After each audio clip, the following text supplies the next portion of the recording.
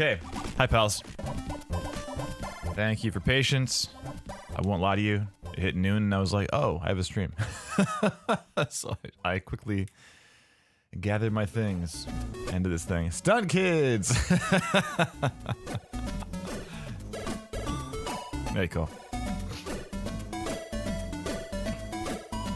I was like, what tunes?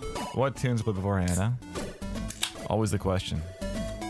Something from my past, perhaps.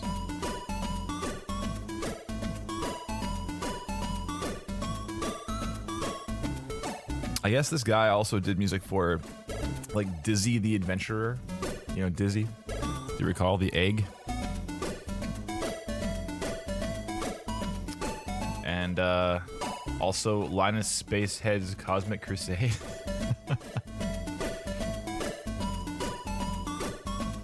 That game was on, like, one of those 4-packs, wasn't it? Wasn't Dizzy and Linus on the same 4-pack with 2 other games?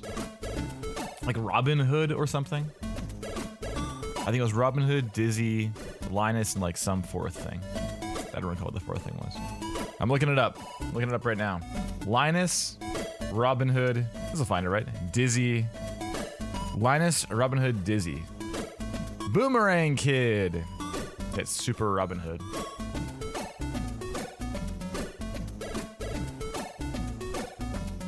This, Wait, what? Okay, never mind. Yes, Quattro Adventure. The cartridge is going for $200 on eBay. There you go. Whether it's worth that or not, questionable. I don't recall those games being very good. Oh, track select. Let's go.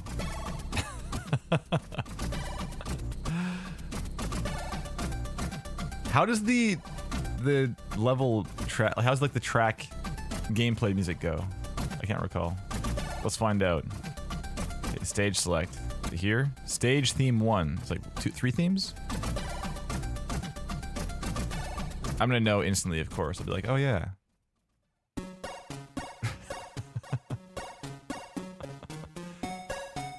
Welcome to Real Talk, everyone.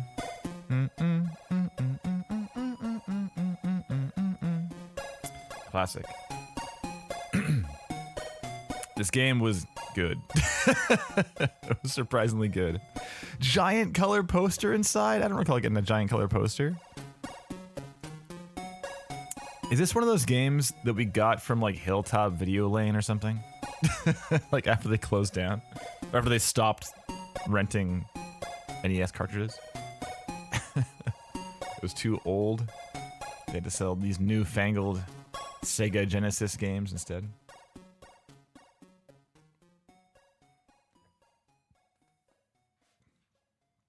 Wow, 1 loop. Let's go. I want this color poster.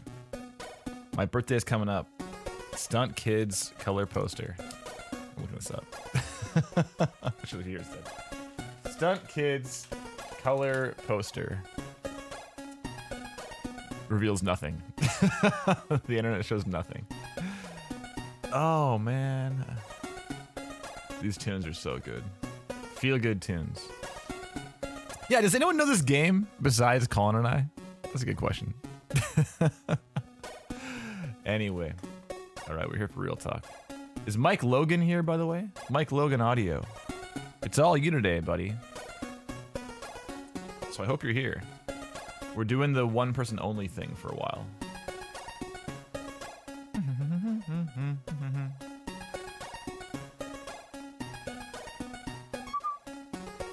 Let's see here. Mike Logan. I'm sure I've seen Mike Logan Audio in the chat before at some point. I think I know who this is, but I might be incorrect. It's possible.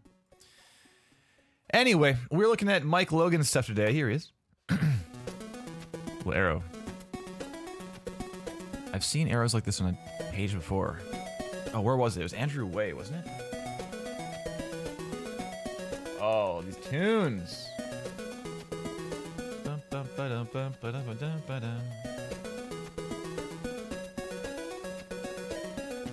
Yeah.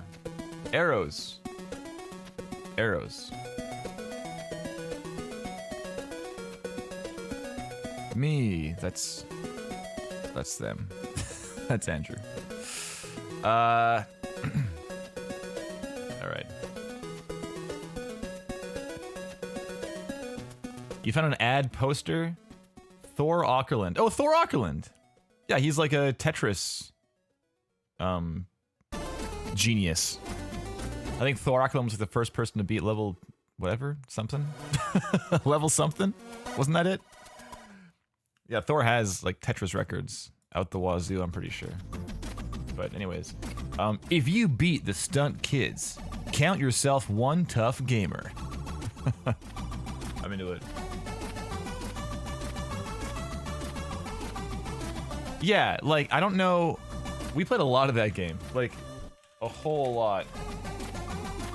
And it was not... It was, like, kind of deep, actually. Like, the gameplay was not... It was not shallow. I'm finding gameplay right now. Okay, pause. Here we go. This is the gameplay. Little truck. Wait for it. Where's the truck?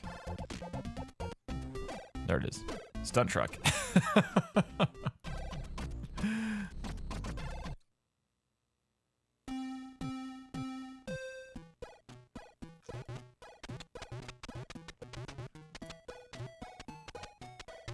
Like, landing was not trivial. You could crash very easily in this game. These two are tearing it up right now. And the birds and snails. It's an NES game, yeah, exactly.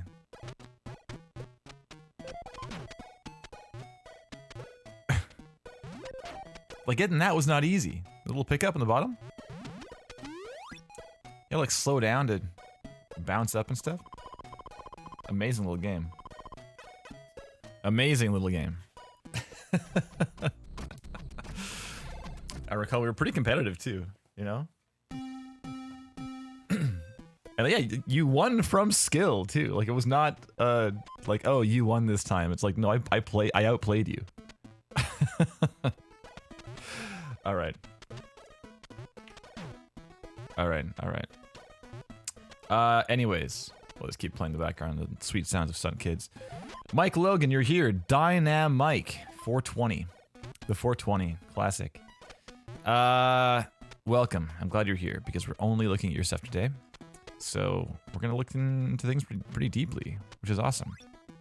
I don't need to be too careful about staying on track. Not that I'm that good at that anyways. I usually run long on these things, but so be it. Excuse me. So, this is Real Talk. We're having a look at Mike Logan today. We will be discussing a few things, all in the effort of helping Mike get some feedback on game audio stuff that will hopefully help him find some traction in the industry, wherever he's looking to land. I'm not sure yet. I haven't looked, so I don't know what Mike is aiming for. Always going blind to these things. We get like the submission for some website or whatever, YouTube video, etc. And I'll glance just to make sure it resembles something we would look at on Real Talk. Because sometimes it's like a SoundCloud page and I'm like, okay, this is probably not quite the thing we're doing on stream usually. But yeah, so Mike's page seemed to resemble something we do on Real Talk, so here we are. But other than that, I have not looked at all. So we're all going in blind. We're all going to learn something today. That's the ideal outcome. Man, this is... Oh, the countdown time is so scary too. Man. These SFX. So good. All right. So we will be looking at this page from a few angles. One of them being presentation. That'll be the whole website in general. Just general navigation stuff. Information stuff. Is there too much to look at? Is there not enough to look at? Is there room to be more concise or focused or whatever? If I'm looking for something, does it exist? That's the big one too. And then for the reel itself, we're looking at things like how long this thing is. 108 is a great reel length. So good. We're off to a good start.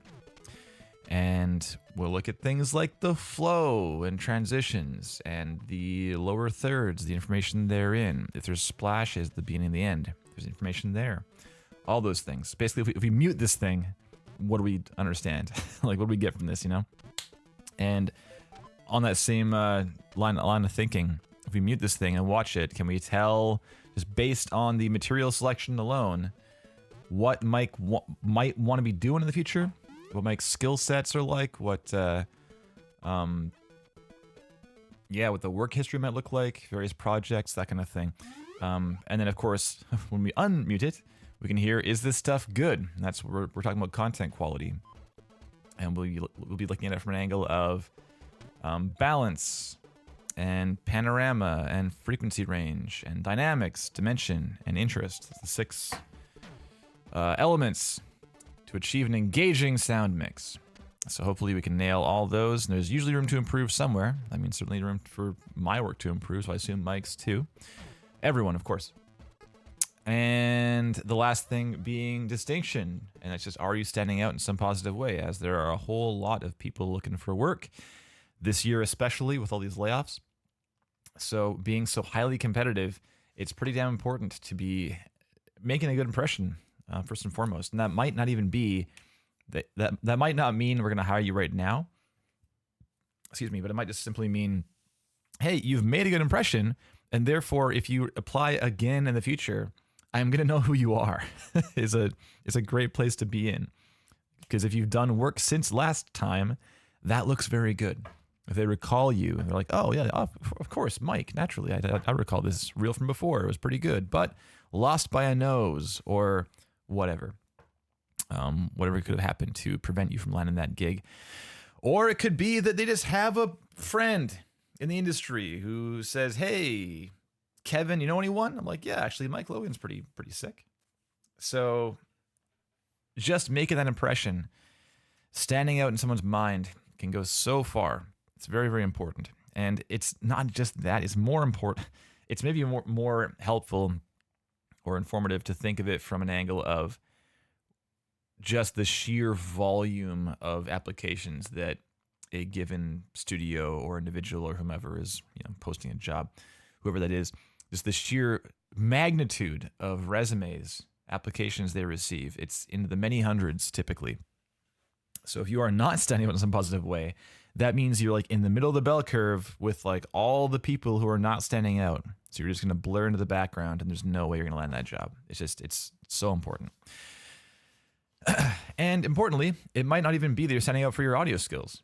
It could just be that maybe your reel is like extremely well edited, but the sounds are pretty junior or even like junior minus, like you're not even there yet, but it just shows you have so much consideration for how a project comes together.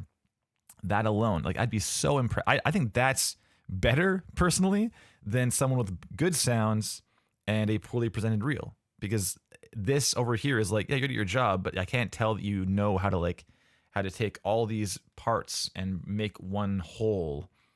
I know you can do your job, but like to understand everyone else and how they fit into that. It's I can teach audio to the other person.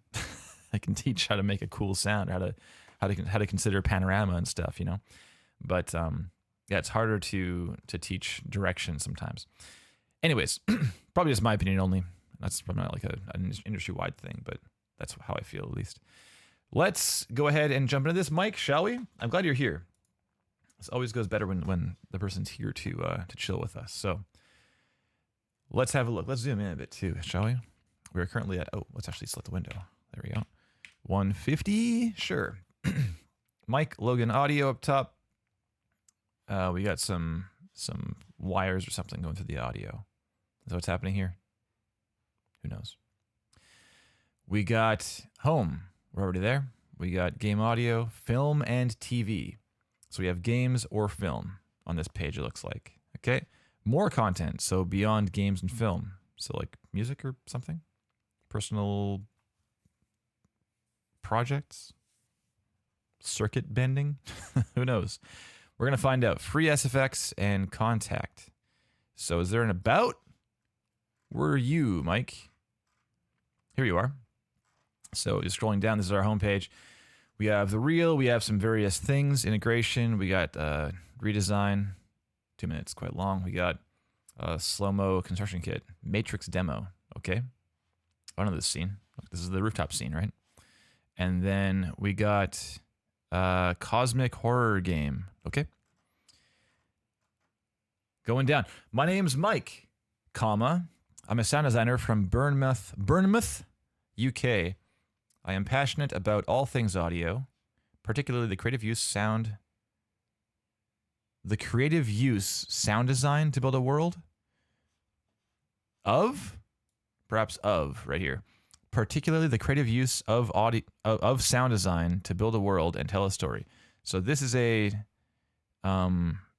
comma doesn't really work. Heads up, and also missing word maybe. So not the best start for about stuff. It's all right.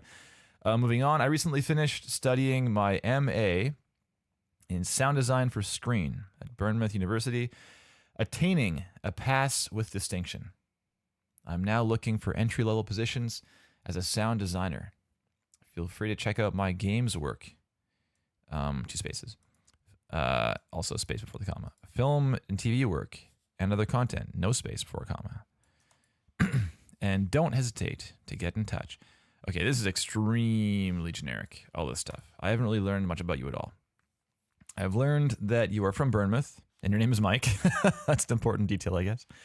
You're from Bournemouth, where you also attended school. That's great. That is unique to you. Well, it's somewhat unique to you. And this sentence is the classic. I am passionate about all things audio. Basically, every person who's ever been on Real Talk could claim that same thing. I mean, they should probably. If they're not, then why are they submitting their work for this little show, right? This is not a great thing to have in your bio because, okay, if someone's reading your bio at all, they want to learn about you, right? Like, is that, we can all agree on that at least? That seems like it may seem silly, but it's like it's important to think about why people are spending time reading this thing. Because again, I cannot overstate how important it is to consider how busy people are. And if they have many hundreds of applications, they are spending valuable seconds on each one. And like not even minutes, like seconds. And the moment they're like, okay, this is a waste of my time, or the moment that you're not using those seconds effectively, it's a shortfall, right? So things like this, they spent seconds reading this sentence and learned nothing. It's not good. Ideally, they would spend seconds on your page and learn something, right? So they can move forwards in some meaningful way. Like, oh, cool, I've learned more about Mike Logan. I've learned that, like, is this your gear in the background, for instance? Are you into, synth and plugging stuff together in a modular fashion? Are you into that? Or is it just like a fun GIF that you found? I mean, it's behind your bio. So I suspect you are suggesting that you're into this kind of thing over here behind the thing, This is the page about you, or the part of the page about you. But you mentioned nothing about that. So it says, I mean, what we learned? We learned from Bournemouth. We've learned nothing. We learned that you went to school. That's fine. And that you did well. Okay, so the thing about doing well in school is it kind of doesn't matter. That may seem crass or something, but it is really true. Like, it's a very common question for people I think in the game industry in general, but certainly game audio, is, hey, like, should I go to school for audio? Or should I, like, what school is the best for audio? Or that kind of question, And I mean, there's a lot of options. There's like Full Sail. There's Savannah College of Art and Design. There's a lot of things that you could be. There's like VFS, Vancouver Film School here in town. There's a lot of options for that kind of thing. But in the end, it doesn't really matter where you go or if you go. It's like, if you have the resources and like as far as time and money to go to school, then sure, why not? You might learn something. And I think more importantly, you might get time with like-minded individuals and mentors, teachers, that kind of thing, and time with gear. Those are great. But besides that, it doesn't really matter what your marks are. Like no one's looking at. I feel really confident in saying that when studios, individuals, like if I'm making an indie game and I'm posting to Twitter like, hey, I needed a sound designer, and I watch someone's reel and it's like, it's like just amazing. Oh my God, what a reel. This person seems like a perfect fit for my project. But wait, they did poorly in school. It's just, I'm not going to go look at their marks. This doesn't matter. It's like, are you displaying that you have the skills necessary or the appropriate skills for the project that we're doing? And can you communicate with others? Like those kind of like soft skills as well are really important. But things like your marks just don't really matter. So this is, as far as part of your bio. I mean, hey, listen, I'm proud of you. I'm glad you did well. It speaks to your work ethic and stuff, right? Certainly. But it's just not really telling us much still. And you're now looking for entry-level positions as a sound designer. Okay, sure. And the thing is, again, if you've applied to a company, they know that. They already know that you're doing this. What this does help with, a sentence like this, is it helps to clarify the kind of work you might be looking for, because occasionally we'll see a page on Real Talk. We'll get some website where all the language is very salesy. It's like, get in touch now so we can work together, like that kind of thing. And so that kind of language suggests that this person wants to do freelance and work with a variety of people. But then I learned from them in the chat, they're like, oh, I want to work in a AAA studio.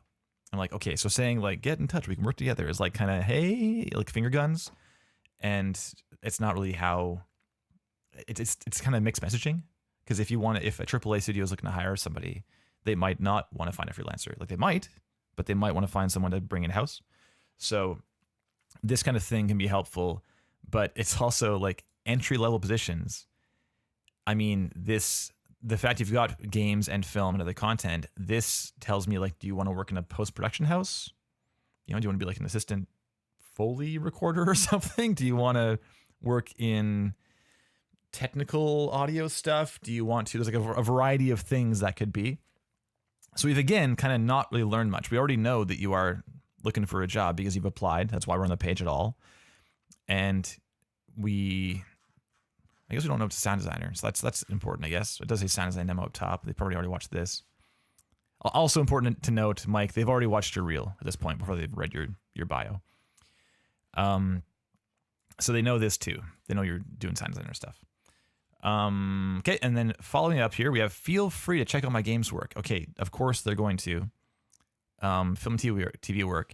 Like they're on your page, they landed, they saw this stuff. They're going to do it, don't worry. They had to scroll past your games and film stuff. Well, maybe film stuff? I'm not sure yet. We'll have a look closer pretty soon. So they already know this too. Like we already know all this information, and don't hesitate to get in touch is like, again, this could be on anyone's page on the internet, as far as someone in game audio.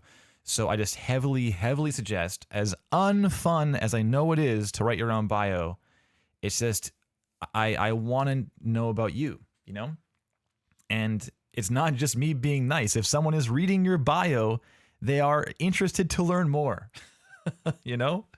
So it's one of the few places where you really should be shameless and talk about yourself plenty. You gotta. Because like, Mike, you're in the chat right now, and I don't know anything about you. I know you're from Bournemouth, and you did well in school. But hopefully we can learn more, ideally. This all measures into like that distinction stuff too,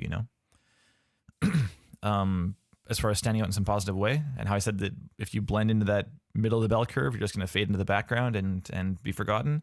That's this stuff right here. That's exactly what I'm talking about. Is so many people say, I am passionate about game audio. I like when people like saying that you're interested in telling a story and stuff is like, I mean, I am all about storytelling in game audio, right? You watched any Real Talk, you know that. So I get you. I agree with you.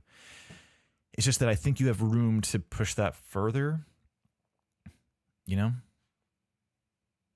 Anyways, enough bio. It's been an absolute dream working with Mike. His ability to grasp projects quickly, coupled with his flexibility and creative vision, make him an invaluable asset to the team. Mike has a rare, genuine passion for his craft, with a tenacious and can-do approach that he brings to every project. I would not hesitate to work with Mike and can't recommend him enough for anyone looking for professional and inspiring output. Look at that. What a shining testimonial. Very nice. Get in touch. And various things we got for Instagram. What do we got? Audio things? Audio things. Awesome. There you go. So cool. It's nice seeing actual audio things on Instagram and not just like a sea of selfies. Let's not there's anything wrong with the sea of selfies. Just linking from your professional page might not be the most relevant content is all. Let's go game audio. So we have Wise Unreal integration demo. That was on the front page too, right? That's here? Yeah. So I guess this is like maybe a selection of things we'll see elsewhere on the page. So Soul City, of course. Okay. Blueprints, yeah, UE5, Wise, blueprints, integrating sound design, includes reverb zones. See, I like this. This includes reverb zones, a speed-dependent character movement SFX system, ooh, various attenuations, and RTPCs, and much more. Sweet. Sound design breakdown, Warhaven. A breakdown. Okay. All right. So gameplay / cinematic redesign. Here's a very quick sound design breakdown showing the methods behind a redesign I recently did. Showing the methods behind a redesign I recently did for a clip from the game Warhaven. Why is this apostrophe different than this one? That's so weird. Strange. Different apostrophe. It's very fast paced since I wanted to cover as much as possible in a relatively short video. Hope you enjoy. You can kill off stuff like this. Doesn't matter. I mean, you can assume that I know that you hope I'm going to enjoy this. You know, otherwise, why would it be here? But I'm all about, again, just think about seconds, Mike. Seconds. This, hope you enjoy. It's like, I guess it's polite and cheerful and upbeat and stuff, but it's just it's not important. You can probably even cut this down more than it is here. It's kind of wordy for what it is. Like sound design breakdown Warhaven. Here is a sound design breakdown. Like we know, it says right there, you know? So just having, like up here is great. Having like what it includes, things you used, that's awesome. This is pretty beefy as far as like the description, and could be a little more here. Short cosmic horror experience created in Unity for a recent. Okay, so this now is bullet pointy. That's a sentence fragment right there, and this is like a full sentence. So I think that you can be consistent, like a short cosmic horror experience, or this is a short. I guess a short is still a fragment. This is a short. I don't think it's bad to have a fragment. Just being consistent is worthwhile. Okay, and then back to full sentences. This was an entry for the Scream Jam Game Jam on itch.io. Great. So this is wonderful clarity, because when it comes to things like this, it's so common. We'll see like this only and no text explaining like what the hell this thing is, you know? So in the game, players must navigate a very dark house. Avoid being hunted by the evil corgi. Oh my God. Using audio cues to lure away and escape from the creature. Cool. Wonderful. Yeah. Like, and yeah, in this case, I'm reading this, right, Mike? I'm reading this, I'm learning something, which is phenomenal. Because again, it's like, why would I read this unless I wanted to learn something? So, good. Soma sound redesign. It's a bold redesign. The game sounds amazing. It does. It's Samuel Justice, I believe, right? Sweet Justice, that project. 30-second sound design. A lot of stuff here. Killer. Zurlow? Zurloff? Zurloff. Zurlau. I don't know. Using Morph VST, and it goes on. Oh, it doesn't go on. It stops right there, actually. I spoke too soon. Okay, great. Yeah, nice stuff, Mike. We'll have a look at some of these things very shortly. Film and TV, though. Let's have a look. Film audio. Film sound design portfolio. A quick reel of various projects I've worked on. Doing post-production sound design and location sound recording. Okay. All right. So, fair. Shadows of the Prairie. Okay. Student short film, comedy drama. Okay. So various film things. Okay. So this is great. Kind of. More content. So more content is actually the slow-mo, but this is on your front page. But you're listing it as more content. Interesting. It's a quick quote-unquote redesign. Curious. Of the iconic slow-motion bullet dodge scene from The Matrix, using only the SFX I created for my slow-motion construction kit, which can be downloaded from the free SFX page at the top. Ooh, it's like a little salesy thing for your free sound library. Okay. We got more. Isn't this elsewhere? What's going on here? We have. Isn't this the same thing? Warframe Excalibur Sword. Game audio. Is that not right here? Same thing, right? Second installment, my quickfire sound design tutorial. And then this one is the. Yeah. Same thing. Why is this here? And then this also is on the other page, I believe, right? And Zurloff again as well. Why are these all here, Mike? This seems like a mistake. Oh, what the heck? This is on your film page. What is going on? Okay, this is a confusing page and needs attention. So, Mike, this seems like a bug. I don't know if you're doing this on purpose. Because more suggests additional things other than things we've already seen elsewhere, right? So this is dangerous, having bugs like this, because, again, seconds, right? Think about the fact that if they click somewhere because they want to learn something, you're like, cool, thank you so much for the additional 10 seconds you're giving me right now. Here you go. Here's something to look at. And the person's like, oh, I've already seen this. You just showed me that. What are you doing? It's just a waste of their and your time. It's bad. Free sound design. Free sound library, slow-mo construction kit. This is a free SFX library. All caps up here and low caps here. Might as well keep it consistent. That I put together, intended to be used for designing cinematic slow-motion action sequences. Inside, where's this graphic from? That's pretty cool. Inside, you'll find folders with subdrops, capital S, subdrops, whooshes, low-frequency elements, and more. Ooh. Classic subdrop. We all love a subdrop. All sounds original. Okay, great. Shall we go home? Mike, you ready? Hope you're ready. We'll go sidechain off. Audio on, please. Volume up in the mixer. Full screen. And hope Vimeo behaves. 3, 2, 1, and go.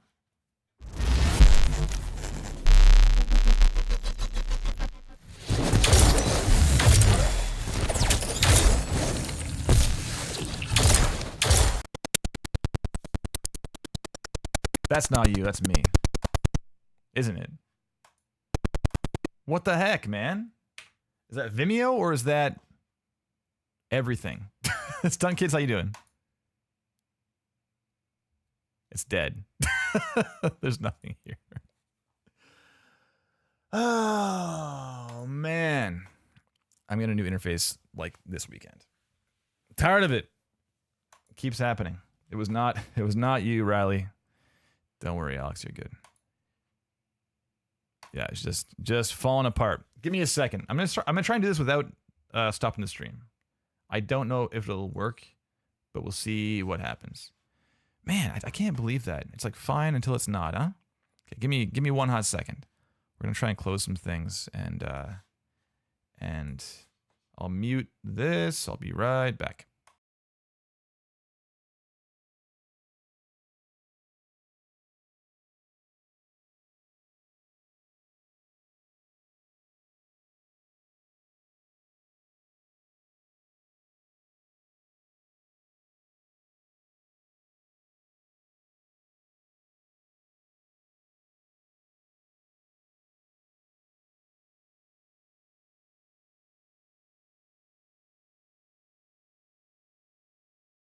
All right. We'll see if this thing behaves itself now. It's a classic reset. Stunt Kids, how you doing? Okay. All right. Thanks, everyone. I assume you can hear me as well, because it seems like it's still fine over here. Audio properties seems okay. Seems all right.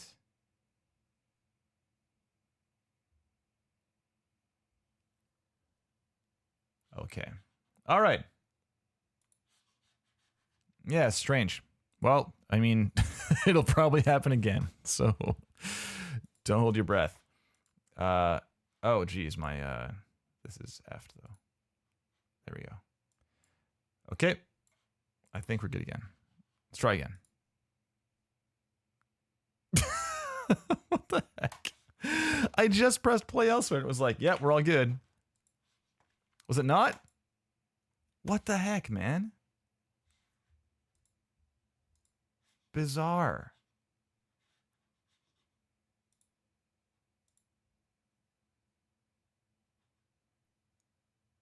And you can hear me still. I can see it on the thing. It's still right there. What the heck? Okay. All right. It's going to be a hot second. It's just playing. How about this? No, dead also. See, it thinks it's playing. It's fully not. How about this?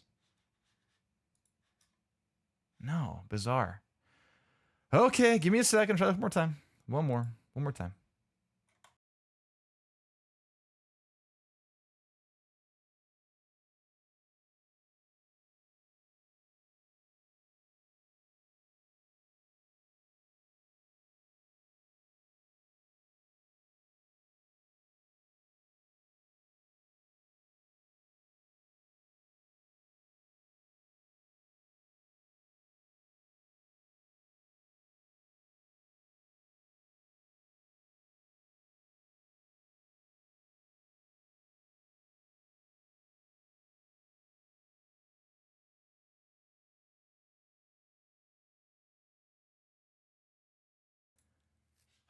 Well, it is again playing, and we'll see if I just go. It's like, all right. It's like, yeah, I'll play, sure. And we'll see. We'll see.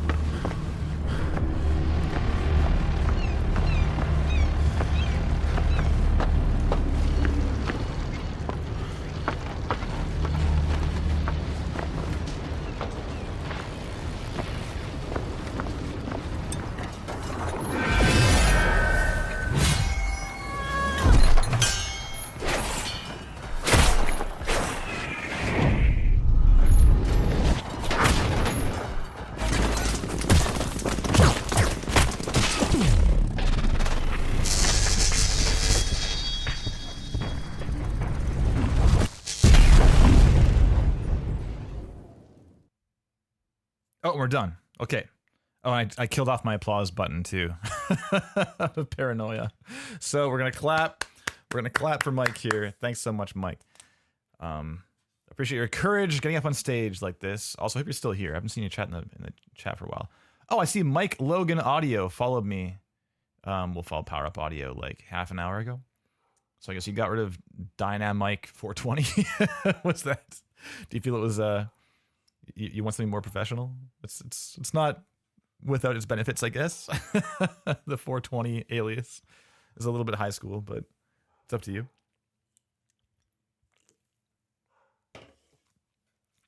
Okay. So Mike, if you're still with us here, my dog barking at squirrels in the background. Okay, so first off, cool, thanks. The ending was kind of unceremonious, but the start was nice.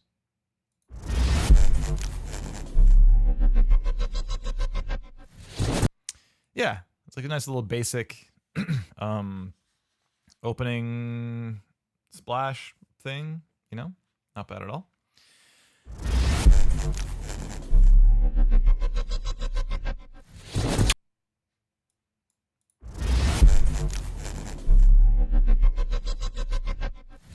It's kind of like a mix of all synth, big synthy, and this is like a zapping sound. Oh, it's like a light turning on. Is that the idea? There's one element in there that is like a distant, roomy light or like electrical sputter of some kind, like a sparking sputter. And it.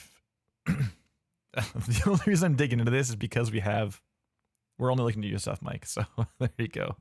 We have time to talk about nuance like this. Yeah, the whole thing, all the various elements using your sound design, I think it's worth considering if they all match, because the idea is we've got, for any given project, I'm using the royal we, anyone, for any given project, there exists an overarching creative direction, right? And the creative direction is basically a room.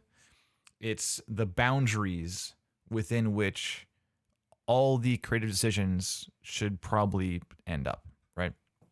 And it's not that we can't leave that room, but if we do leave those boundaries, we should be aware that it's happening and doing it for some reason, like some deliberate purpose. And so for a sound design, a project can be, it could be defined as an entire game or a whole film or whatever, or we can boil it right down to like one sound.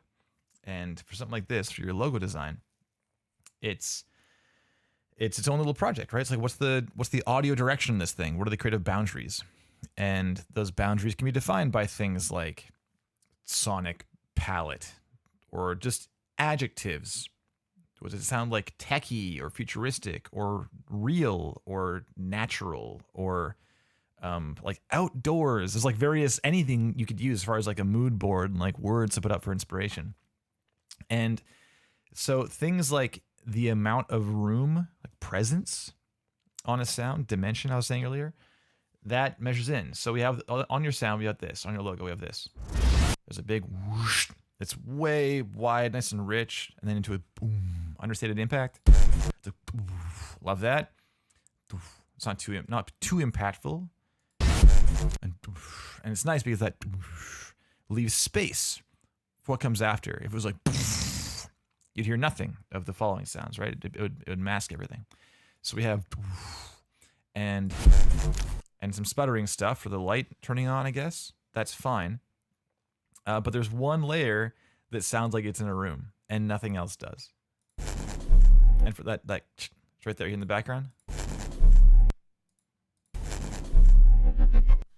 That layer just stands out as being like, oh, it's far away, as opposed to right in our face. So just as the nitpickiest little sound design bit of feedback, I heard that the first time. Playing it back, I was like, oh, there's like one thing there that's kind of not doing its job, or seems like it's doing a different job than everything else. But cool. Love that it's animated. Love that it's sound designed. Love that I'm told my audio's up right away, although my interface will still break despite my audio being up. So let's have it. Oh, and also it's dated. I didn't see that. Real 0124. So January of this year. It's relatively new. I never feel like dating things is worthwhile, because all I really care about is if it's your best stuff. It's entirely possible you did something 4 years ago that you think still holds up.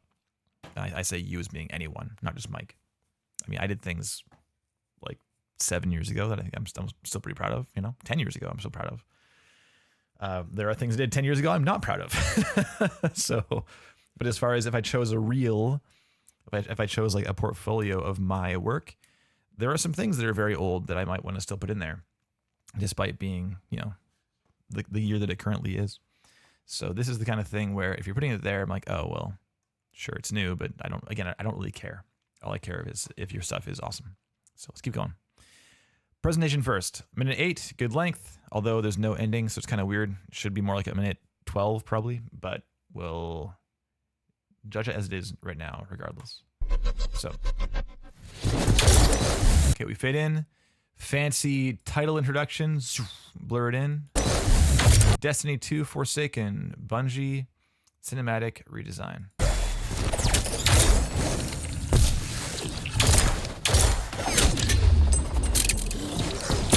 Oh, and it fades away entirely. It's too bad.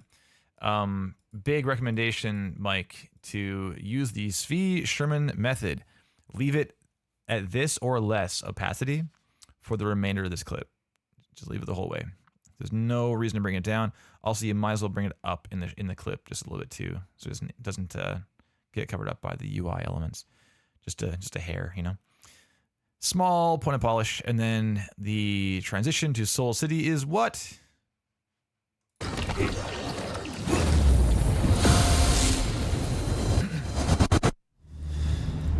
It's a stuttery thing, and into blackness. We just have stutter and black. Okay, not amazing as far as a transition goes. It's fine, serviceable. It just doesn't seem deliberate. It seems like you had a clip and then just chose another clip and went afterwards, and then another one, I assume.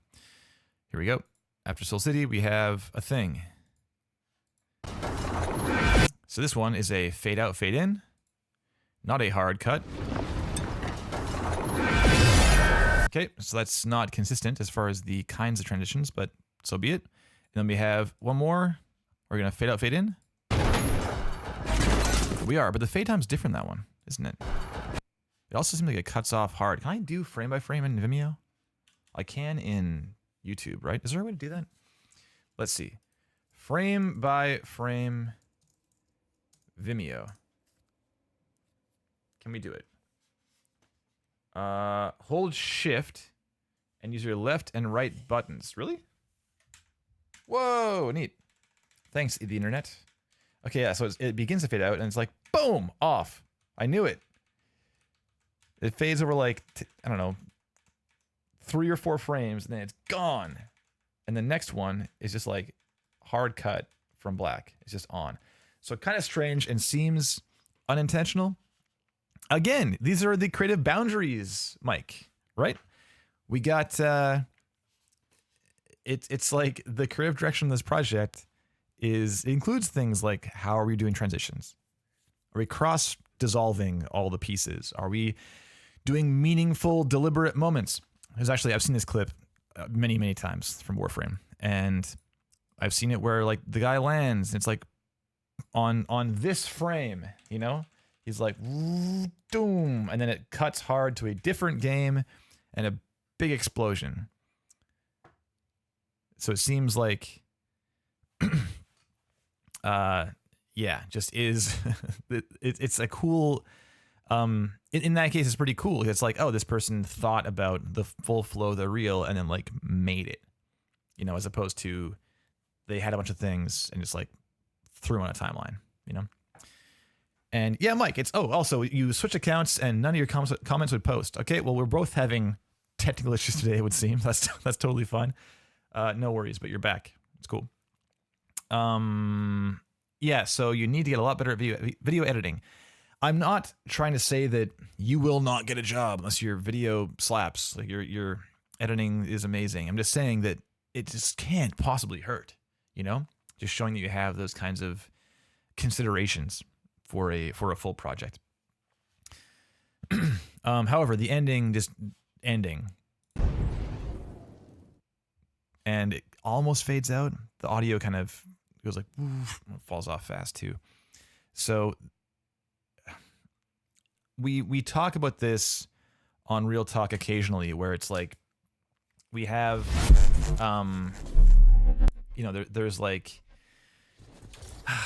the consideration for storytelling. And the thing is, Mike, you said right here that you love using sound design to build a world and tell a story. In this case, for the real, you are telling the story of Mike Logan, you know? And the end, I mean, you may have seen my reaction watching. I was like, oh, we're done. You know, it didn't really come down for a landing. You know, we like took off at the start with this cool impact, sputtering thing, and then into the action sequences, into your wise chops. Warhaven, Warframe. We're learning, and it's like, and then we look over at you, and you just like left the room. Like there's no like denouement. There's no finish to this story. It's not bookended. So it was kind of jarring, kind of weird. It's not very common just to end on nothing. And can't hurt to have your contact info as well, like either here or at the end or both. You know, just because you don't know how someone found this page. Maybe someone linked direct to the Vimeo to like share with their coworker at work or supervisor or person in charge of recruitment or who knows, right? Just can't hurt at all to have that there. And in fact, if we go to your page for the Vimeo dealio, there is nothing here for information. So that also can't hurt just to have a little more there, you know? So let's talk about some material selection. So we have a very AAA project. We have a Unreal 5 demo level we've seen many times. It's a good one. It's cool. Some Wise stuff. Excuse me. We have Warhaven and Warframe, two war things. So Warhaven, Nexon, got cinematic redesign and more cinematic redesign. So these are all cinematics. And then this is kind of cool to have in here. This is actually imperative. This is a huge win to have in your reel compared to the other three things. The three things all show like, okay, I want to work on high fidelity, action-y things. And then this middle bit's like, but listen, this isn't an action game. It's not an action demo at all. It's like a fill out the ambience kind of demo, right? Kind of demo level. So A, you're showing us that you don't only do action-y things. And B, you're showing us that you have an interest and ability to, you know, get your hands dirty, get under the hood, and hook things up. That's fantastic. You have an aptitude and an interest in learning how to do this more. So it's like assumable, the fact that you're doing it on your own. So this is phenomenal. Very good that it's in here. And having the Wise thing up isn't like the most helpful thing in the world, but it's kind of like, okay, sure. I can see that you're in Wise. I see it. You know?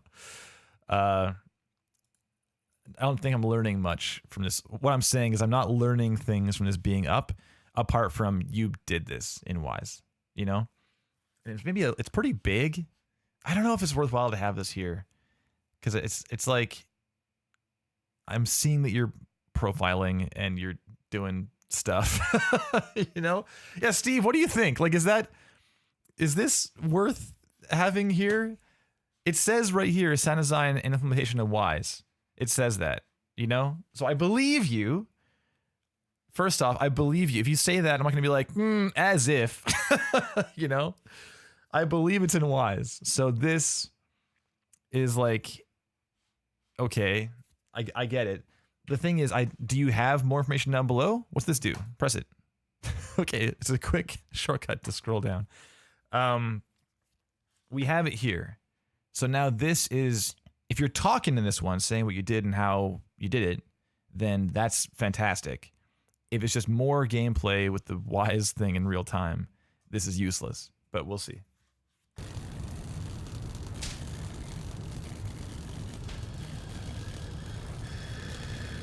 Okay, Mike, not great. Okay, so Steve thinks that it's not very useful. I'm inclined to agree. And Steve knows what's up, you know? Yeah, so, okay. Mike, you have a lot of good foundational things. I can see that you're thinking about what to put in here, why to put these things in here. But I think that it's important to understand that the way you're doing this is not as effective as it could be. And what Steve's talking about there is like, why do you have to profile? Like, that question is not like a rhetorical question that Steve's asking the chat. Like, yeah, why is it there? Steve is asking, tell us. Please tell us why you're profiling. What are you doing? What are you learning? Are you getting voice starvation? Did you have to solve that problem somehow? Like, is your listener messed up? Like, there's a variety of things you could be doing to figure out like what is going on under the hood and to get that information and like utilize it in a meaningful way to solve a problem or something, right? There's a lot of reasons that one might profile in Fmod or Wise or wherever, and just having it up and not acknowledging it ever is not really helpful. Like, we're gonna believe that you're doing this in wise. Don't worry.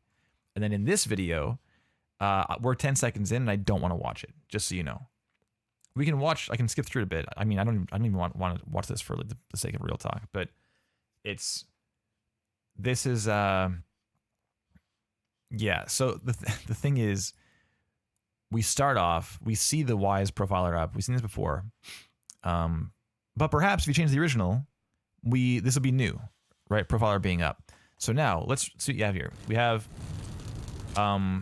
Wise Unreal integration. I made this Wise Unreal demo using the FPS controller and Soul demo level from Epic Games. Okay, so great.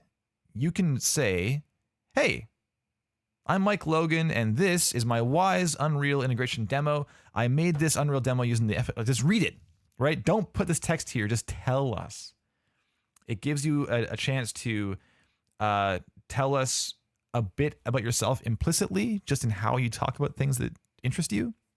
So you don't need to write, I have a deep passion for game audio. You can just tell us about that. And if we hear you talking about that, it will come through in your presentation of you doing this, right? That's way, way, way more effective than like telling us in your bio that you're passionate about game audio. So tell us these things. The second thing it'll do is it'll allow us to hear your aptitude for recording and cutting and processing voiceover. So if we hear this thing sounds clean and concise, it's not even about like your speaking ability. My speaking ability is trash, right? I clutter my words all the time. I mumble like crazy. But the point is, if it's recorded well, that's all that matters. You're not a voice actor, you know? Or maybe you are, I don't know. But it's not why we're here right now. So if it's well recorded and we hear you clearly and so forth, and we can hear you're like stoked to tell us about your work, that goes so much farther, and it draws us in. I just told you it was 10 seconds in. I don't want to watch your video where you're not talking to us. It's so boring. And furthermore, I'm trying to look at this stuff and read this at the same time. It's just ineffective. You can be like mousing around saying, so I did this, and I can follow where you're clicking, what you're like doing this with the mouse and stuff, right? I can follow that. If I'm trying to follow what's happening while reading this, it's split attention, you know? Yeah, not ideal. Also, it's all caps, which is not my favorite, but nitpick. Do we watch it? I guess we'll watch it. Fine. We have time.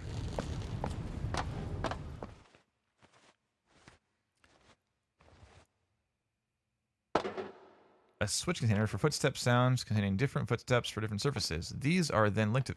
It's gone. Come on, man. All right.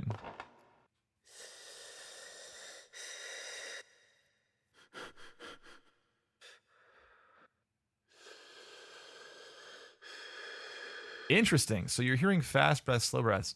Do you have a good way of transitioning at the right time? Like, do you track inhalations and exhalations? You're blending these two things, but it doesn't seem like they are tracking what the other one's doing. And in fact, even in that playback,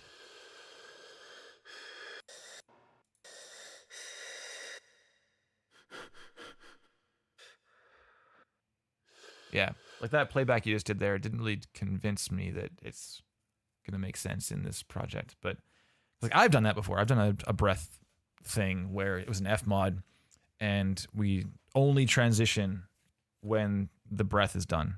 So it like transitions to a hub and says like how it was like some horror thing. It's like, I think it was for a game jam. It's like, how stressed out are we right now? Is it a lot? Then transition to the fast breath thing. And it's like, right? As opposed to, or whatever. Yeah, cool though. Moving on. Anim notifies. Yep. The get surface type blueprint. Sends a line trace. Yep.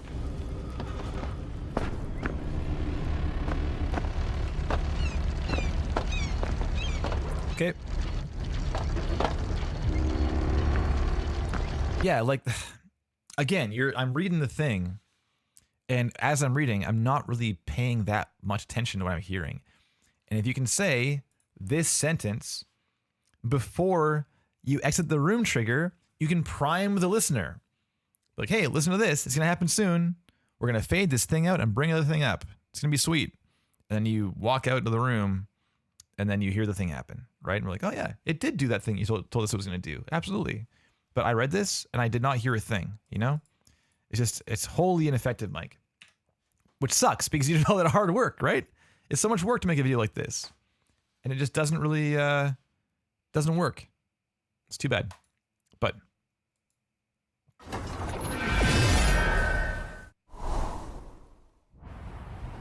okay, so this is, oh, we don't need to watch these. And you said you were doing voiceover on these things, which is fantastic, and you really should. This one I want to see, though, because it's not games. Oh, that's not... That's unfortunate, too. There's no fade, there's even a pop.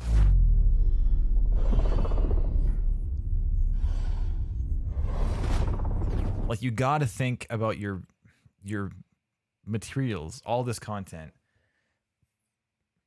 You gotta think of it from an angle of...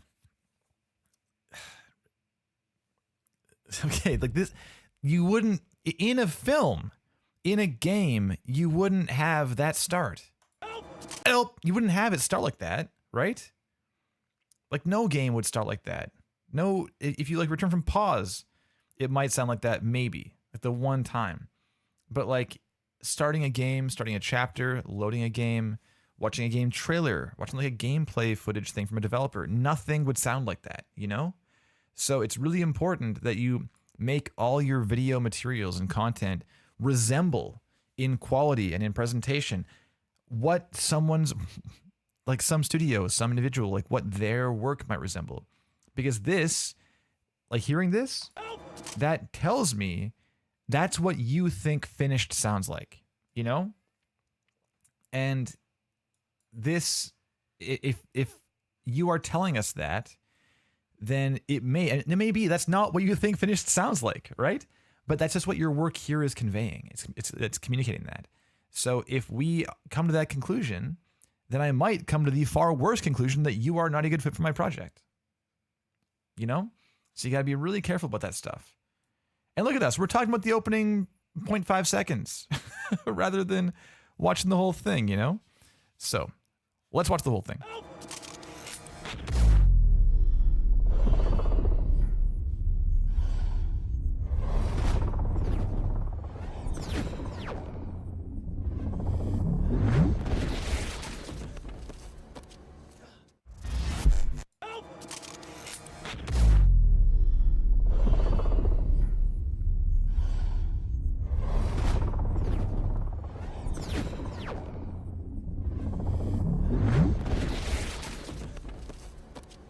Is that quiet too?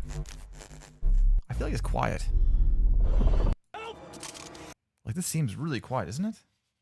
Let me look at my output here.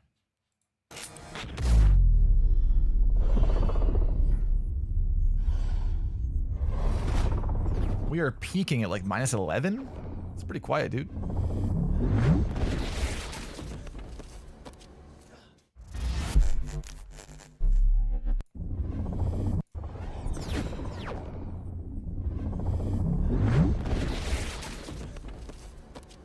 Yeah, quite quiet.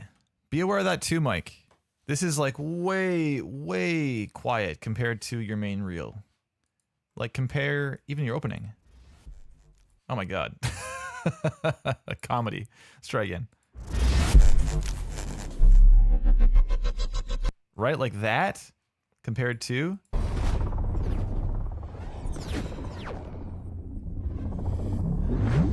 As you said, iconic, impactful scene. That scene is so loud in the film. It's like everything is past the camera. It's crazy, you know? Let's talk about some content stuff, shall we?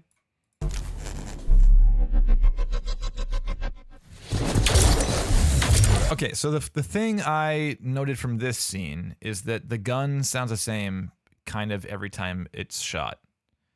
And that's unfortunate.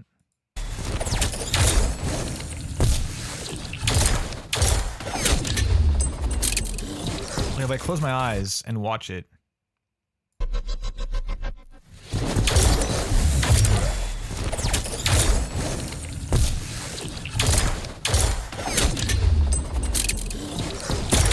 Yeah, I think what happened here, it sounds like you designed a gun sound you were happy with and then like dragged it onto all the times the gun happens, like the gunshot happens in the scene.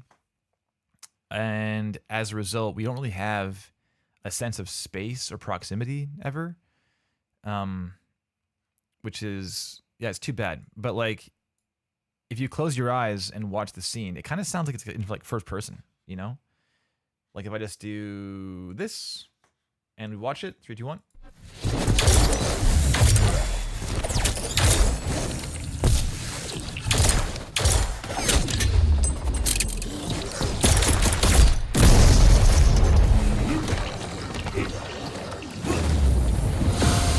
You know, it's we have no, there's like no panning, there's no EQ consideration for being closer or farther away, there's no room consideration being further, you know, closer or farther away.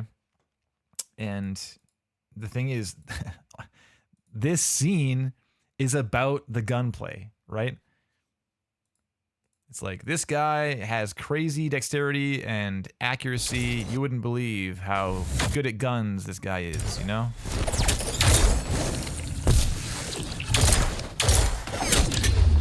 You know, it's, this definitely smacks of, okay, so I'll say first, your coverage is like pretty good, you know? There's certainly more room for additional,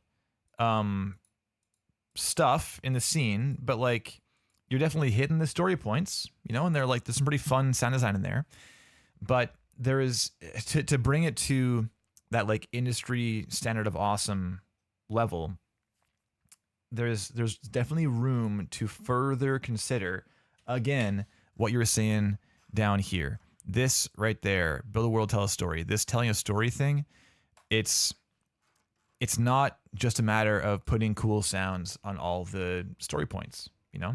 There's a lot more than that. If you're telling a story, even if you think of this scene being storyboarded and what's happening from shot to shot, like Mike, we don't even need to talk about your gun sound design that much.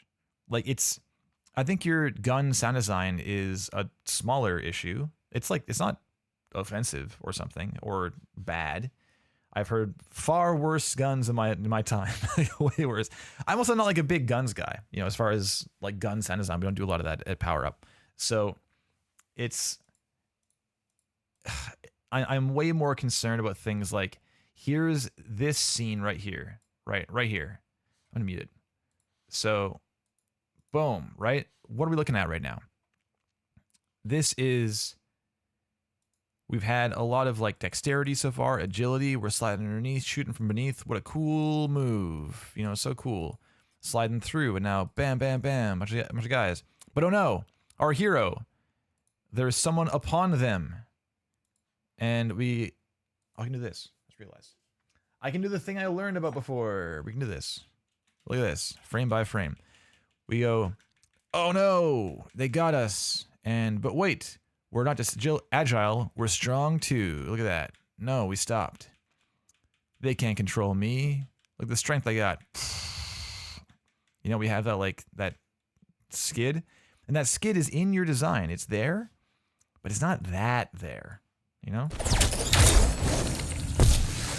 Like it's kind of there. But again, close your eyes. 3, 2, 1.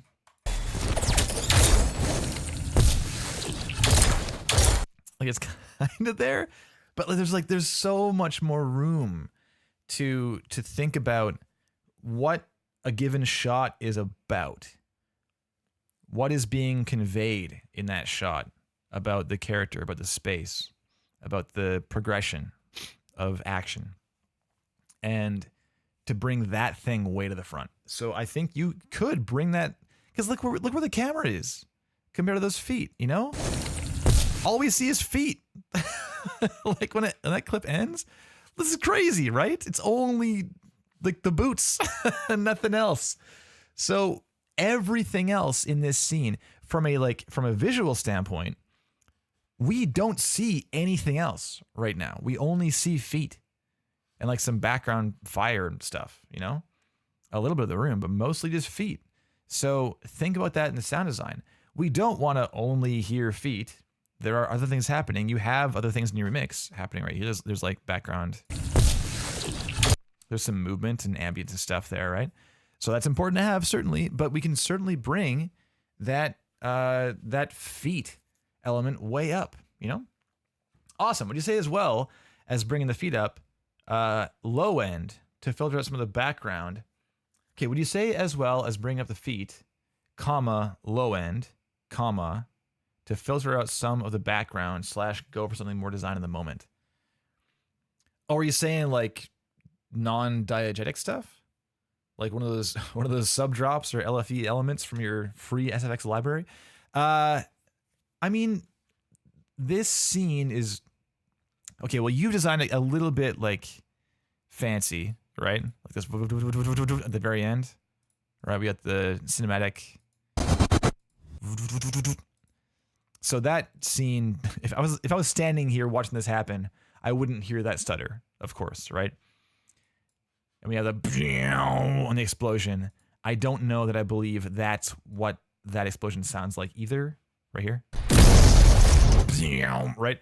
It's so you're making things a bit more like cinematic and like big and interesting, you know. So that's fine. Again, this is the room you have built, and that is part of the things in that room. Like we can have the occasional non-diegetic sound that comes in and makes things like larger than life and cinematic and so forth. That's your choice to make. That's totally fine. So in this moment, I mean, up to you, man. Like, do you think this is a big enough thing? I don't know. I think just making the scuff louder is going to do a lot of heavy lifting for you, you know? I don't know if it's a big enough deal to throw a big low end thing on it. And let's talk about some more Foley stuff too.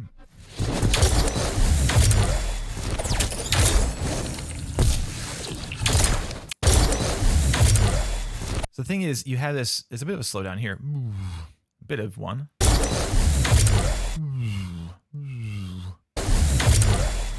But again, the gun's the same, it sounds the same, despite being slowed down. But still, bam, you know?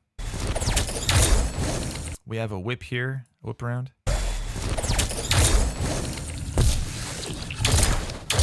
There's a lot of room for Foley. The gun is just so present.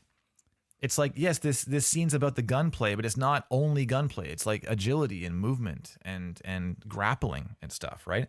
So we don't really hear a lot of that movement. If you pull those guns back or vary it up, so like when you're farther away or closer, it becomes less or more present. There is a lot of room to put in things like whirling around and how he's like whipping his hand poof, over here, twirling stuff, reloading, whatever. Like hearing that. We hear a slide. I'm going to mute it again. So we have slide. Ignore the gunshots entirely, right? We have like a big whirl there, boom, boom, and then another one. We have grappling, scuff, and then right there. The movement. That's audible probably. We have a throw there. Big twirl and click, and then duck, bam, bam, bam, bam. Very cute. Also, what happened there in this shot? There's like, so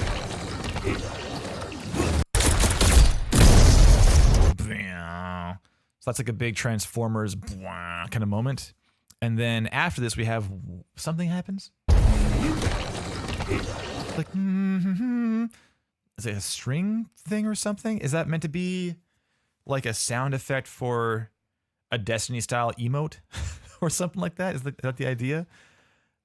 It feels kind of jokey. I mean, of course it's jokey in the scene. He's you know, kind of like a smart ass, but like, but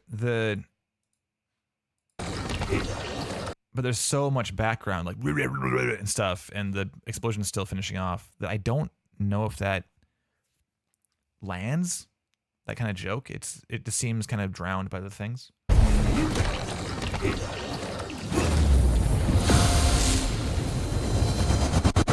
Yeah, and then here as well.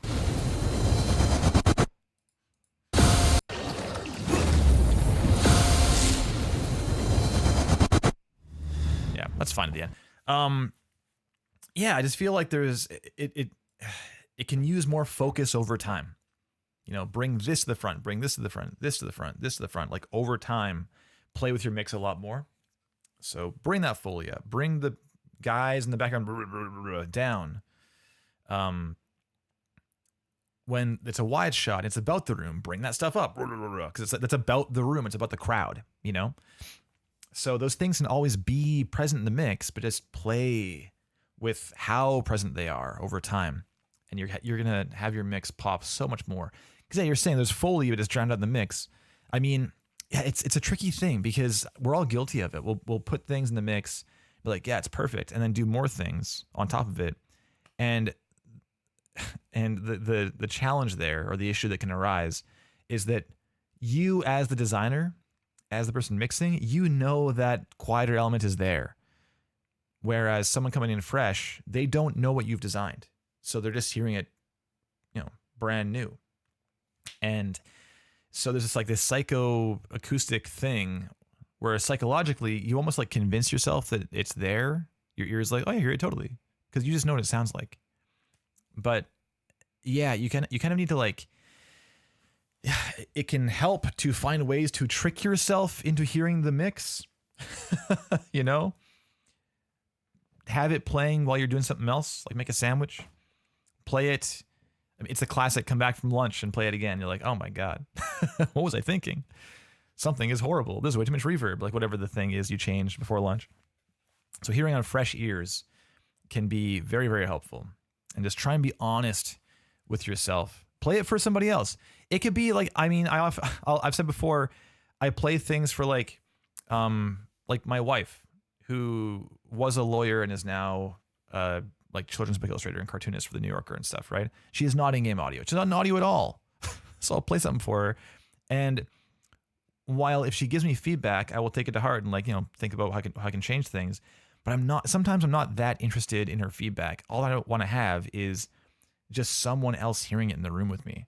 Because when someone else hears it, it has this effect. It can have, for me at least, it can have an effect of making you come to terms with the parts of the mix you already knew were weak.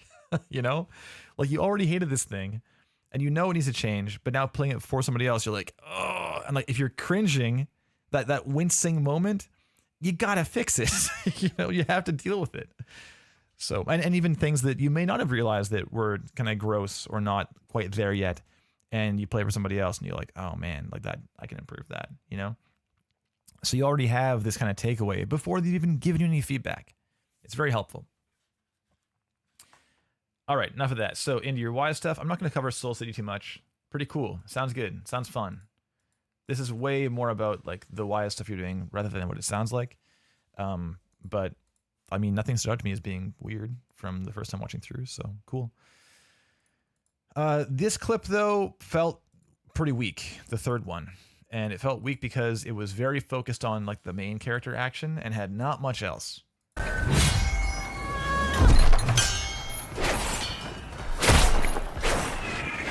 This is a challenging clip to do, by the way. There's a lot of things happening. You know, a whole lot. Ping! It's a lot of that. Even the Foley, the main character, there's not much there. There is so much action, so it's probably tempting to have so much like wham on the big action, like the dashes, the impacts, the attacks, so forth. But yeah, like this big bash on like the stone bursting apart and stuff. You know, all these rocks. Didn't hear a thing from those rocks.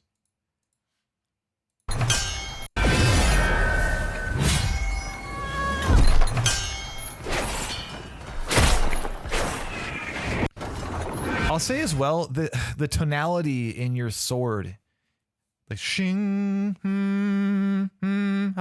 right there, that note plays like a few times.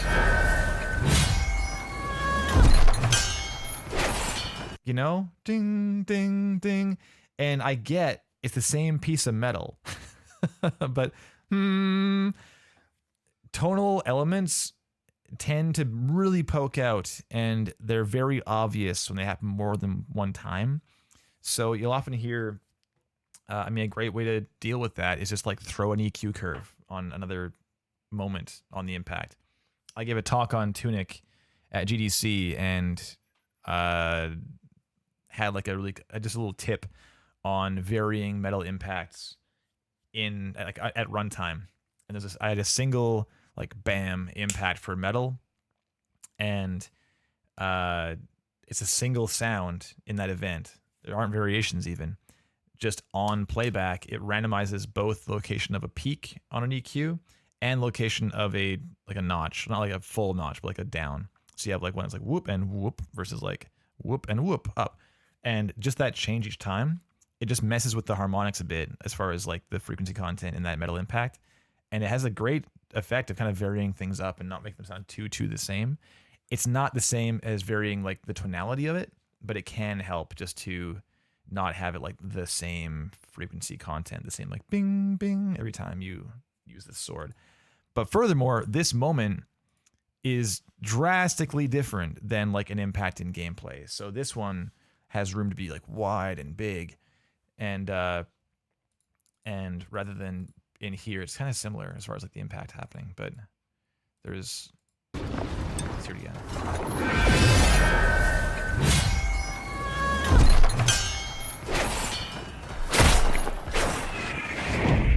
It's a long bing also on this impact. I'm nitpicking like crazy. I feel like I've earned this today only looking at Mike's stuff. We've all earned this luxury of nitpicking, right? Yeah, I'm sorry. I'm probably digging into nuance more than I have to, honestly. But for things like this ping, there's so much happening in this shot, and not just many things simultaneously, but things back to back to back as well, like with our player character. So this impact, bing, right? Bing. It's pretty long, ding. And that's also why it sounds so tonal, because it just is a long sound. So, we hear that note, right? The thing is, during gameplay, choosing sounds that are choosing to design sounds that long, it's not like egregiously long, but it's kind of long. Doing that for like a combat style sound is a little bit of a bold move or a risky choice, because if it is the kind of game where there's things happening back to back to back or many things happening simultaneously, having longer sounds like that can serve to, well, you can run the risk of sounds overstaying their welcome or covering up things that happen next. Because like bing, and like while like thing 2, 3, 4, and 5 are happening, the bing's like, no, I'm still happening. Listen to me, bing, and it tends to pull your ear. Are we back? Dropped off for a second. It pulls your ear where like it could just be now you're hearing next thing and next thing and next thing, and player stays immersed, as opposed to being kind of like yanked around to be, having their attention split and so forth. So ping. Why not? Ching. Quick sound. Moving on. Oh, moving on, please.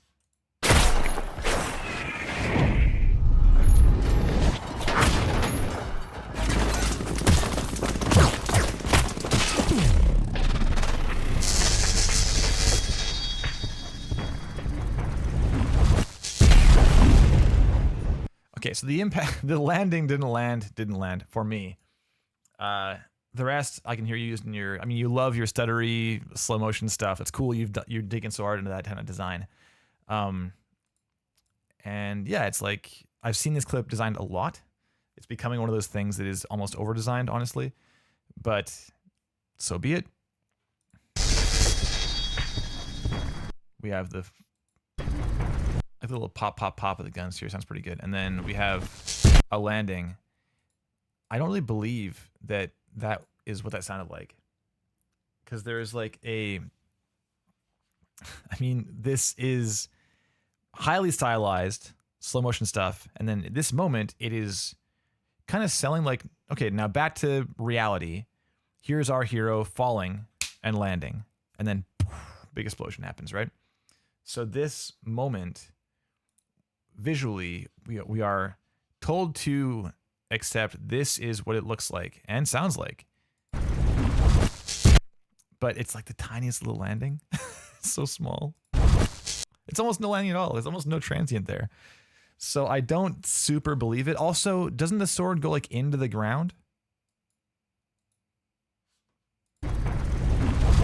It's like, kind of, right? Or just like landing lightly and just placing it there. I don't know. All I know is that is the quietest landing I've ever heard in this redesign. That is just something to consider. If you're okay with that, if you want this to be, you know, a light on his feet, landing like a cat ninja character and sounds like nothing, then so be it. But we kind of hear the Foley earlier, don't we?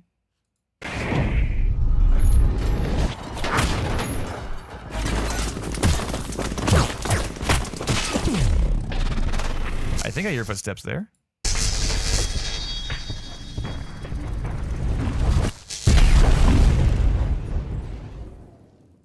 Yeah.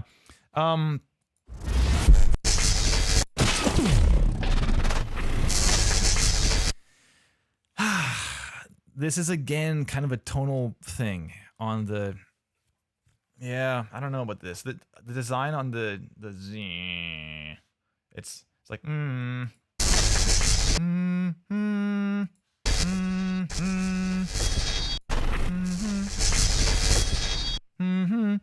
Yeah, cheers TM bass. I'll see you around. Okay, are you musically trained, Mike? Do you play music at all? I'm curious. I kind of feel like you don't from this clip. But we're going to find out.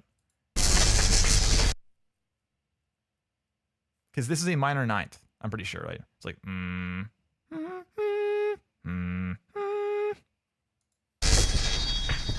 which is a pretty gross interval, you know? It's like, not classically. Oh, I don't have FL open right now. Give me a second. We're gonna behave. Can I add a FL keys? Where are you at? FL keys. Here it is.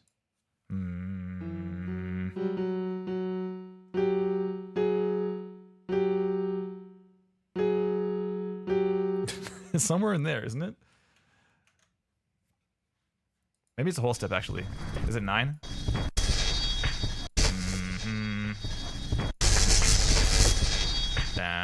I think it's like warbling bend is why I'm hearing it being kind of between a major 9 and a minor 9. But yeah, it's like it doesn't sound heroic though. Is my main beef with it, you know? Like, damn, it doesn't sound like it doesn't. I'm not convinced this is like a powerful. This is an object of power and a powerful character. It sounds like electricity with like a shimmery thing on top of it. And okay, also the other thing about this, Mike, is that there's no sense of progression on this here. You know, we have bang. It starts so hard. You know, again, I'm gonna hide the screen again. Okay, do you hear in the sound that something is being like produced over time? That is growing in size, growing in power. Let's listen. No, like big no, and stops. It's like on off, you know? It's, again, you're telling a story, my friend. It's important to consider what is actually happening here. It's not that we've flicked the switch and it's just on and then off, apparently, right? And then stops and off. It's like it's growing over time. There is a slow ramp in the high bit, I think. No, it's just on also. So yeah, it's having that progression is so important, you know? So it's not just things like, I mean, all of my notes for the first clip, as far as what's important, what's this shot about, bringing that to the front of the mix. It's not just that. It's like, how are things changing over time as well? That's real important. Okay, cool. I've still run over 136. Come on, Kevin. All right, so I think you got a lot to work with here, Mike. If we look at this last criteria of distinction. Are you standing out in some positive way? I think that it's very clear that you put a lot of work in. Just the way you're presenting it so far can be greatly improved for this stuff especially, right? We were saying earlier. We didn't even really talk about the film TV versus game audio thing, but this is maybe worth having. Like if you are focused on game audio, which this being your front page certainly suggests, then you might as well just put film and TV under more content or more audio. Game audio, other audio. You know, other.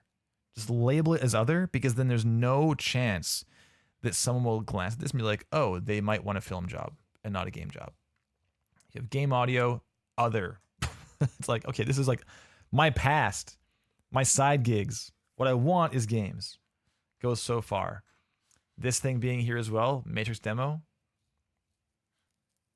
a slow-mo construction kit like this. If I just scroll down and press things, someone might do that. This is dangerous to have on the front page too.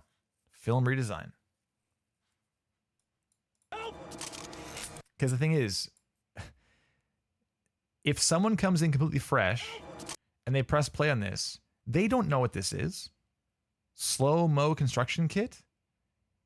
There's no context at all. You know, you're not narrating this thing. You just say it's a kit featuring various things. And it's like, what are you talking about, man? You know, there's nothing here about, if we go to your other page and read the blurb, then yes, we get an idea of what the hell this thing is. But if I just press play, if this is the first thing I press play on after this, I'm just confused. And that's almost worse, you know, than not seeing it at all. Because now it's like 10 seconds. I'm like, I've learned nothing. And I'm just confused. Like, what even is this? Because that tells me I may derive from that you are a poor communicator, which again might not be true. But that's just, it's easy to think that. If I have this thing and I'm like, what even is this, Mike? Come on, man.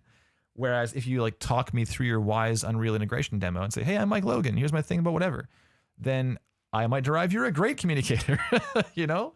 So it's just, you need to be pretty ruthless with yourself and think, you know, what might people get out of this when they don't know anything about me or my work? It's tough to remind yourself that people just don't, they may have no idea what they're looking at. So you need to kind of guide them through things. If they came to your place and like, hey, Mike, what are you working on? You're like, well, let me show you. And like, you're going to walk them through the thing, right? So do that. Like walk a friend through your work. It goes so far. So as of yet, I don't think you're standing out because it just feels scattered. I think your design is definitely like a junior level, like junior, at least junior, like junior plus-ish. But there's a lot of room for maturity for sure. Like the things we were talking about with mixing over time and you know, illustrating progression and so forth. You're obviously digging into tools like Wise and Unreal and so forth. That's awesome.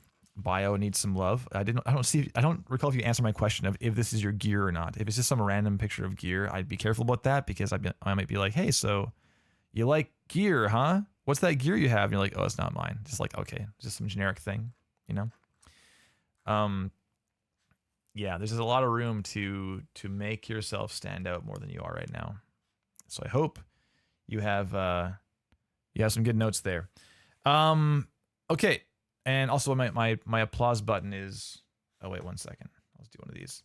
I can make my button work. 1 second. I can do it. I just need to open a file first and we'll be good to go. 3, 2, 1, and yeah. Claps for Mike. Thanks, Mike. Hope you had a good time. That was okay, right? Only looking at one person? Wasn't so bad. Did that feel like I was going too deep into the weeds on occasion? I probably was, and I apologize for that. I probably was. Thanks, everyone. Back to Stunt Kids again, right? Back to Stunt Kids. Hello. Yes. Stunt Kids. If you yourself want to submit to Real Talk, feel free to down below at Power Up Audio or at Ricky McKay on Twitter. And further, if you're not on that cesspool, that's totally fine, understandable. You can do so and submit at powerupaudio.com instead. That's totally fine. Well, of course it's Nuno. I couldn't recall who Mono Nuno was. Like, to say it out loud, I know who it was. Nuno Bento, naturally. One of my favorite reviews ever, probably. Was standing out like crazy and was trying so hard to convince us that Nuno was not standing out like crazy. It's like, no, I'm not standing out. Too bad, Nuno, you're standing out. Deal with it. Okay, everyone, thanks so much. I will see you in 2 weeks' time. Oh, and last thing. If you're going to be at GDC, we are, again, doing our Monday morning to kick things off, our open mentorship roundtable. So it'll be myself and my co-founder at PowerUp, Jeff Tangsock. The two of us will be in attendance at GDC this year, and yeah, it's just a chance to come by and ask anything about anything. We're very open books when it comes to how we operate and how we charge and et cetera, et cetera. Contract terms, business development ideas, approaches to how to do GDC or events like that. So if you're there, please come say hi at least, and we'd be happy to have a chat, of course. Musica OST, what is the wait time for real submissions? Let's have a look. I don't think it's too brutal right now. I think it's like a couple months. Let's have a glance. Well, it's brutalish. It is June. June, I don't know, whatever the one after the May 23rd is. June 6th is the next open slot. That is assuming we only do one person per stream. So that's the main consideration there. That's all. All right. So it'll be Aaron Eakins on the 29th. And then from then forwards. The wait time is now twice as long. I mean, in a sense, I suppose it is. Yeah. Because otherwise it'd be, half that. It'd be like April, I'm glancing. The next slot would be April 11th and not June. So a couple more months, yeah. Yeah, I just figure I feel like people get stuff out of these streams even if they aren't the one being reviewed. I've had several people approach me in person and say that at events, like at the BAFTAs or at GDC or whatever, and say, hey, I've never even talked in the chat, but I've watched every Real Talk episode. And I'm like, that is insane. That is insane to me that you've watched all of them. But anyway, and they're working, they're making changes to their own work and, learning from others, basically. So I think it still helps. But for real, if anyone in the chat's like, no, 2 people, 2 is better, here's why, then please let me know. Happy to have feedback, naturally. Okay, thanks, Sun Kids. We're gonna go to stage 3 theme. It's sick. It's really good. Okay, thanks all. I'll see you in 2 weeks' time. Cheers.